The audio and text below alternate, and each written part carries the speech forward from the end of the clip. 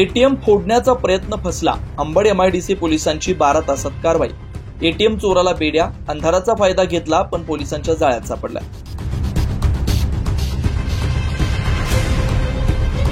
नाशिकच्या अंबड एमआयडीसी परिसरात असलेल्या पंजाब नॅशनल बँकेचं एटीएम मशीन फोडून चोरी करण्याचा प्रयत्न एका अज्ञात चोरट्याने केला.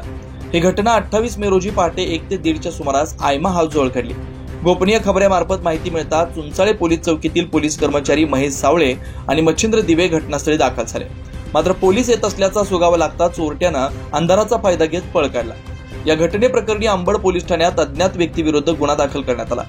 गुन्हा घडल्यानंतर अवघ्या काही तासात पोलीस कर्मचारी किरण सोनवणे यांना खबऱ्यामार्फत संशयितांची माहिती मिळाली. यावरून पोलीस उपनिरीक्षक संदीप शेवाळे यांच्या पथकानं तातडीनं कारवाई करत नितीन रामलाल पवार वय 29 राहणार जाधव संकुल अंबड याला अटक केली. चौकशीत त्याने गुन्हा केल्याची कबुली दिली. या संदर्भात सहाय्यक पोलीस आयुक्त शेखर देशमुख यांनी अधिक माहिती दिली.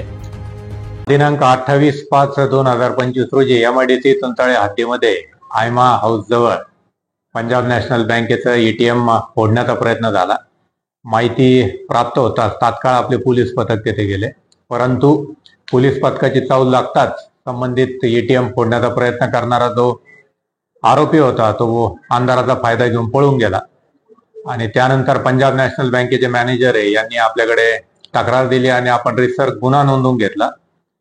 एमआयडीसी चुंचाळे पोलीस चौकीचे प्रभारी PI मनोहर कारंडे आणि त्यांचे सहकारी पोलीस कॉन्स्टेबल किरण सोनवणे यांना गोपनीय खबर मिळाली आणि त्या खबरीच्या आधारे त्यांनी हे एटीएम फोडण्याचे कृत्य करणारा जो आरोपी आहे नितीन रामलाल पवार राहणार जाधव संकुल अंबड नाशिक याला 12 तासाच्या आत याचा तपास करून त्याला ताब्यात घेतलेला आहे आणि पुढील तपास अंबड चुंचाळे एमआयडीसी चौकी येथे चालू आहे. 9 न्यूज महाराष्ट्रासाठी साहिल बेलसरे, नाशिक.